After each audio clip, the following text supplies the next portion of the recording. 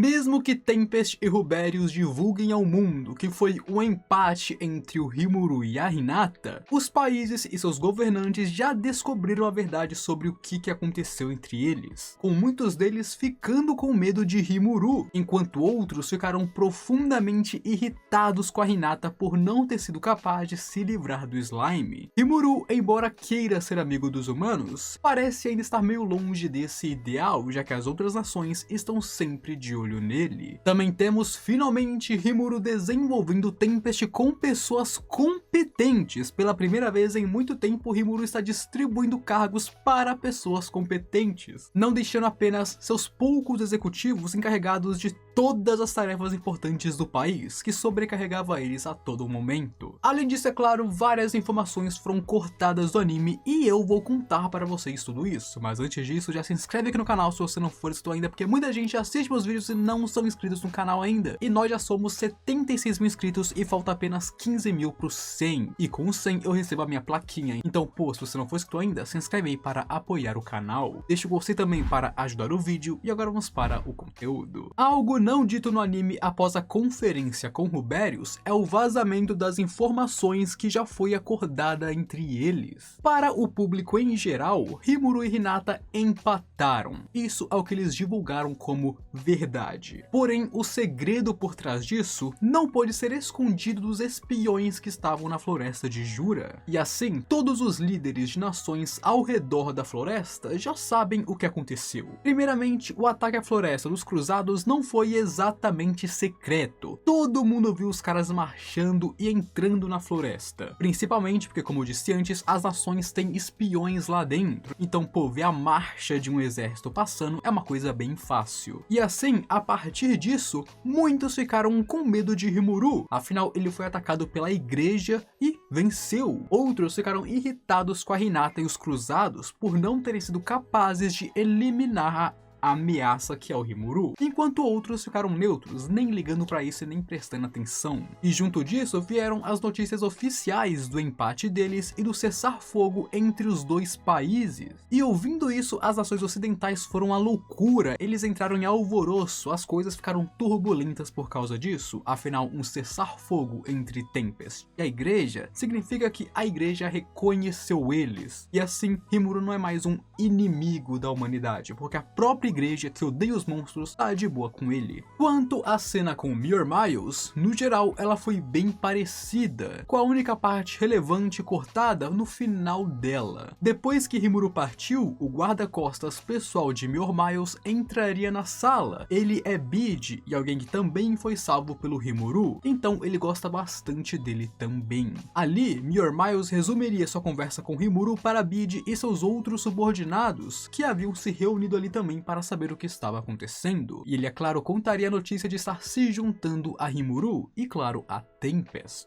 E isso significava uma coisa muito clara: Muir Miles não pretende voltar para Blamand. Blamand não será mais a casa dele, Tempest agora será. Isso de início deixou todos os subordinados meio confusos do que vai acontecer agora, para onde que as coisas vão ir, mas todos obviamente decidiram seguir o seu mestre, acompanhar Muir Miles nessa empreitada que se seguirá. Por outro lado, ele decidiu deixar sua loja em Bluemond para um dos seus subordinados, deixando para trás a base que ele criou e não a jogando pro ar. Ele obviamente está saindo de Blamand, mas o que ele criou ali ainda é dele, ainda pertence a ele e ele não vai acabar com tudo. Alguém vai ficar ali para cuidar de tudo, principalmente porque esse território é dele e é um território que ele se esforçou para construir. Assim, ele deixou algumas pessoas encarregadas dessa base por enquanto, com um dos seus discípulos, um dos seus alunos mais promissores, sendo o cabeça por trás da operação a partir de agora. E Muir Miles tem fé de que, no futuro, esse mesmo subordinado vai crescer e conseguir comprar esse território dele. Muir Miles não quer continuar sendo dono disso, ele não quer jogar fora, mas não quer mais ter isso. Ele quer que seu subordinado cresça e compre isso dele, para que assim seus subordinados andem sob as duas pernas sozinhos, sem ele. E assim, depois de conversar um pouco mais com seus subordinados, principalmente aquele que cuidará da loja, Miormiles faz os preparativos para a viagem. Rimuru, por outro lado, ficou bem aliviado ao jogar essas tarefas para Miormiles, principalmente com o recrutamento. Agora, não apenas ele jogou todas as coisas difíceis para cima do Miormiles, como também conseguiu recrutar um futuro ministro das finanças. Tempest não tem ninguém que é especialista em administrar dinheiro. Quem tem feito isso até agora tem sido Shuna, mas ela não poderia continuar fazendo isso indefinidamente. Tempest tem se expandido muito rápido e a falta de talentos para certas áreas tem ficado evidente, e isso é problemático. Eles têm muita coisa para fazer e poucas pessoas para fazer isso, assim cada executivo tem várias tarefas. Então o recrutamento de Miormiles é muito essencial, foi muito bom, porque assim pelo menos o assunto finanças já tem alguém capaz e profissional para fazer. Principalmente porque a nação é muito rica atualmente, Tempest tem muito dinheiro. E Rimuru também tem feito um esforço constante para separar o dinheiro da nação do seu próprio dinheiro, mesmo que todos digam que todo o dinheiro de Tempest pertence a ele. Até o momento, todo o dinheiro da nação ia para o Rimuru, em vez de ser distribuído como salários para os subordinados e essas coisas, todo o dinheiro ia para ele. Basicamente, o dinheiro de Tempest é o dinheiro dele, não tem essa distinção, e Rimuru começou a tentar fazer essa distinção, mesmo que todos empurrassem o dinheiro para ele, e isso meio que fazia ele se sentir culpado, porque ele não queria ter tudo, ele queria que todo mundo recebesse salários como pessoas que trabalham. Além disso, ele visita bastante o Bar das Elfas, principalmente para levar o Gobita e o Veldora pra lá, então ele gasta dinheiro no bar, e ele não quer gastar o dinheiro de Tempest bebendo no bar. Por isso que até o momento ele tem encontrado projetos paralelos para tentar ganhar dinheiro de bolso para ele. Assim ele ganha o dinheiro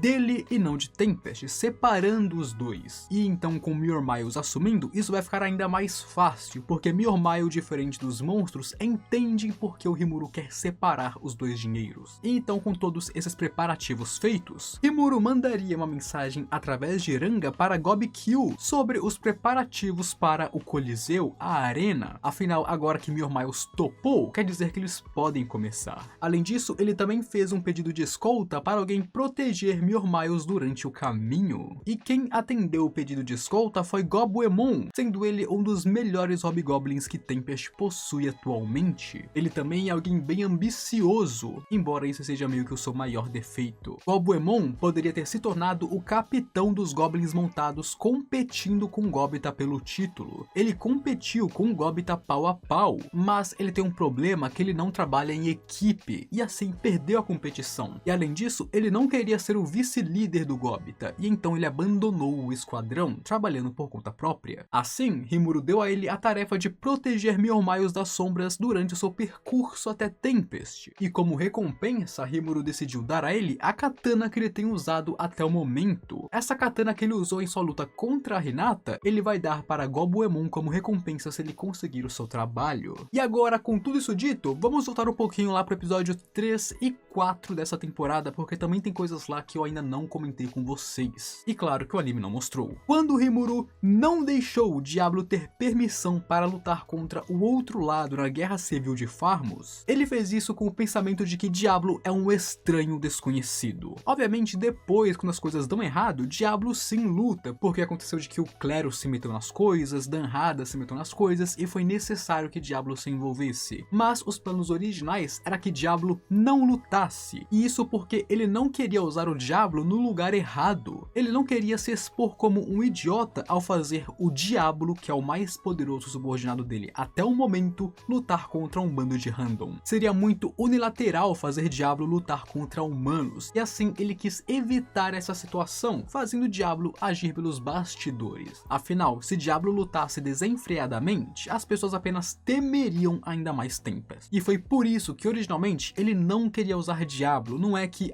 tem todo um plano. Também, mas é que Diablo era muito fora do plano. E agora, em outra reunião, quando o Gobita diz que Soul está tratando monstros muito poderosos como fracotes, enquanto em enquadrava que a culpa dos soldados serem fracos era do Gobita, aqui Rimuru tomou partido do lado do Gobita. Basicamente, Souei estava tratando monstros bem poderosos, pelo menos para os padrões comuns, como fracos, e falando que Gobita e seus soldados eram fracos por não poderem lidar com eles. E Rimuru tomou partido do Gobita, dizendo que ele tem razão, porque não é porque Souei pode lidar com eles que todos podem. A maior parte dos cidadãos de Tempest não poderiam. Rimuru fez isso para defender um pouco o Gobita, mas também para lembrar Souei de não tentar resolver todos os problemas sozinho. Afinal, se apenas os mais poderosos de Tempest se moverem para resolver todos os problemas, primeiro eles ficarão muito sobrecarregados. Os mais poderosos se sobrecarregariam e não conseguiriam lidar com situações onde eles são necessários. E além disso, seria uma dor de cabeça para as outras pessoas que não conseguem atingir esse parâmetro. Dessa forma, seria criado um sistema ineficiente e Tempest seria levada à sua ruína, e Rimuru não quer que isso aconteça, então começou a pensar em contramedidas. E uma delas foi tomar o lado dos fracos e falar: Souei, calma, tu é forte, mas nem todo mundo é que nem você, meu filho, calma. E então, passando para a apresentação da barreira mágica de Kaijin, um ponto bem importante nessa cena inteira é os cristais mágicos. Normalmente, cristais mágicos são incrivelmente ineficientes para serem usados. Eles não são uniformes e nem estáveis, e por isso normalmente são usadas as pedras mágicas criadas pela Guilda Livre, porque elas sim são uniformes e estáveis, tranquilas para serem usadas. Graças ao grande sábio, Tempest tem um feitiço de conversão otimizado pela magia rúnica, onde através disso Tempest não precisa de pedras mágicas, tendo a sua própria tecnologia para usar magia. Mas além disso, agora Kaijin e Vesta acharam uma maneira de usar sem desperdícios os cristais mágicos, podendo usar eles brutos, sem desperdício. Ou seja, agora eles não precisariam mandar seus cristais mágicos para a guilda fazer pedras mágicas, e eles podem ser ainda mais eficientes do que antes. Então, essa é uma invenção maravilhosa que funcionaria apenas em Tempest e deixa ela bem avançada, uma tecnologia única do país basicamente. E por isso que ela é uma invenção tão maravilhosa que combina perfeitamente com as peculiaridades tecnológicas de Tempest. Eles estão cada vez mais e mais otimizando o método de uso de energia lá dentro. E todo mundo sabe pelo nosso mundo que quanto mais eficiente é usar a energia, melhor é. Além disso, Kaijin também acha que eles encontraram pistas para a conversão de cristais em pedras mágicas. Ou seja, além de poderem usar apenas os cristais agora, eles estão começando a descobrir como transformar os cristais em pedras sem a ajuda da guilda, o que seria um grande corte de custos novamente. Então sim, toda essa tecnologia é revolucionária e incrível. Apenas essa tecnologia elevou Tempest a outro patamar. O anime deixa claro que ela é boa, mas não deixa claro o quão boa ela é. Meus amigos, isso aqui muda o jogo para Tempest. Principalmente porque além das barreiras, ela também pode lançar outras magias, principalmente magias de nível tático em guerras. Ou até mesmo caso eles façam versões pequenas, eles podem criar eletrodomésticos mágicos. E todo mundo aqui sabe o quão útil e prático é ter um eletrodoméstico em casa, certo? Então sim, esse gerador é revolucionário e elevou Tempest a outro patamar comparado aos outros países. Principalmente porque Tempest é o único país que pode usar ele de maneira eficiente, ou seja, é uma tecnologia exclusiva para eles, e isso torna ainda melhor. Outro ponto forte deixado de fora é que Gerudo pediu a permissão de Rimuru para ir visitar as aldeias de seus colegas orcs, para primeiro contar a eles sobre a ascensão do Lorde Demônio Rimuru e ao mesmo tempo também procurar camaradas que estão interessados em servir a Tempest. Porque vocês se lembram, né, que Rimuru espalhou os orcs depois daquele incidente? Então agora Gerudo vai passar lá vendo eles, falar sobre Rimuru ter ascendido e obviamente chamar pessoas que querem servir a ele. Mas Rimuru diz para Gerudo primeiro enviar eles para Tempest para que eles concluam seus estudos antes de serem enviados para trabalhar. Isso era para que, obviamente, eles tenham uma formação melhor antes de trabalhar e para fazer Gerudo não depender da sua própria raça. Rimuru não quer que Gerudo se acomodasse, ele quer que ele enfrente o desafio de trabalhar com aqueles prisioneiros enquanto os lidera, porque se eles não treinarem aqueles prisioneiros agora, no futuro será pior para eles, porque eles não terão trabalho ou não conseguirão trabalhar com as pessoas. Além de que dar preferência para uma raça em Tempest, que é um país multirracial, poderia acarretar em